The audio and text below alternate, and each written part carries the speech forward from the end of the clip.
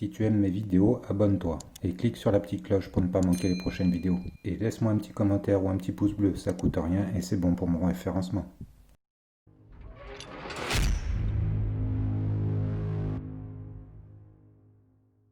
Salut à tous, alors avant de commencer, je vais essayer de vous faire une petite vidéo tous les 15 jours avec des présentations de mes projets en cours, ce qui vous permettra de suivre l'évolution.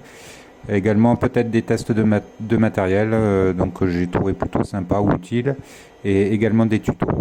Alors aujourd'hui je vous propose de revisiter un tuto que j'avais partagé il y a quelques années sur certains forums, mais cette fois-ci on va voir ça en vidéo. Je vais vous montrer comment on peut réaliser un petit montage avec de la récup pour réaliser le pilotage d'un éclairage, alors par exemple des phares ou une rampe d'éclairage pour les scales ou les crawlers, mais également la possibilité d'actionner un petit moteur pour motoriser par exemple des rampes de remorque, peut-être un système d'essuie-glace ou éventuellement des hauvents qu'on monte sur certains scales. Allez, let's go, c'est parti. Donc pour ce faire, on a tous dans nos caisses un bon vieux cerveau HS qui traîne. Donc ici un petit cerveau standard 3,5 kg de mémoire qui a eu un petit peu mal aux dents sur un malheureux essai. Alors pour réaliser notre kit phare, donc on va avoir besoin de LED. Donc ici une LED de 5 mm standard et une petite résistance de 220 ohms.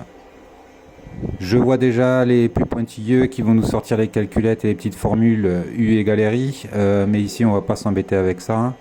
Pour le moment, on va partir sur du 220 ohms, ça passe partout et jamais eu de soucis, et on regardera ça un petit peu plus tard. Donc je vais commencer par démonter le cerveau, dévissant les 4 vis qui sont au cul, ce qui nous permettra ensuite de tomber la pignonnerie et de sortir l'électronique du cerveau. Et voilà. Alors dans tout ça, c'est cette partie qui va nous intéresser. On retrouve donc la petite platine et le potard qui gère le cerveau, et bien évidemment on va garder la prise d'origine. Je me retrouve donc avec les deux fils où était branché le moteur du cerveau. On pourrait dire le plus et le moins, mais ici pas d'importance puisque le cerveau fonctionne dans un sens et puis dans l'autre. On récupère donc ici notre LED. Au passage, je précise que la patte la plus longue est le plus et la plus courte le moins, car une LED a un sens de fonctionnement. Pour la résistance, elle pas de souci, il y a un pas de sens, donc on ne s'embête pas, on la branche, peu importe le sens. Pour le montage, donc c'est très simple, on vient positionner notre LED et sa résistance entre nos deux fils, et voilà. Alors là pour le tuto, bien évidemment je le fais pas, mais je vous conseille quand même sur vos montages de bien isoler tout ça dans de la gaine thermo, surtout pour les scales et les crawlers qui ont tendance à croiser un petit peu d'eau.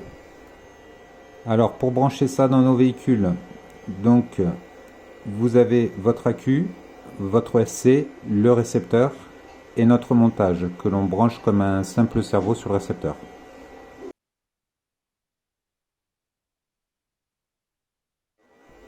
On allume le tout. Alors on voit tout de suite que la LED est allumée.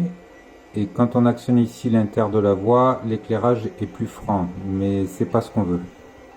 Pour ça, on va tourner le potentiomètre du cerveau jusqu'à éteindre la LED.